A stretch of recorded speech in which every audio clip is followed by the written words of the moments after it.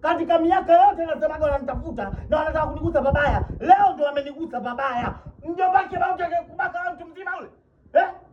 Yaani nakwambiaje? Leo hapa leo tutaeleweka. Yaani leo tutaeleweka. Wewe hapa leo tunaenda huko. Akipanda kichwani mimi. Yaani hakuna mtu kuniingilia katika hili. Yaani ile familia leo ndio imevuka mipaka. Hawezi kubaki ndugu wako mmoja. Mimi bwana, hata kumbaka ndio wangu. Leo patachimbika bila jembe. Yaani hapa tunaenda huko. Wewe usiniambie chochote nakwambia.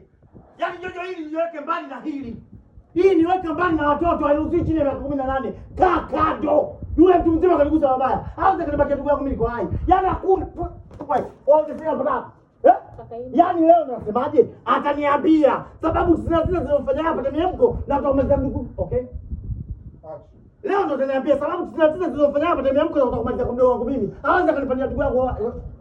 Unamwambia sana mtoto. Ndio. Hawezi kanifanyia kunibakia mdogo wangu mimi niko hai. Wewe twende. Nani ukawe twende? Kaka Ivan nitaenda kesho. Wewe. Wewe. Anauma anisikia vibaya. Hata kumbaka kesho. Anataka kumbaka kesho. Sasa kumbaka leo. Sasa yeye anajikuta mume wake. Okay. Mambo yake, okay.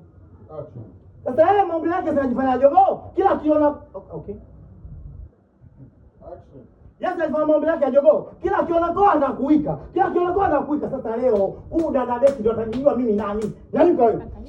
Nani kwa hapo babu? Kaima tusiende. Kwa nini wewe? Tusiende. Kwa kumbe wajitege. Si ndio? Waanza kujibakisha, si ndio?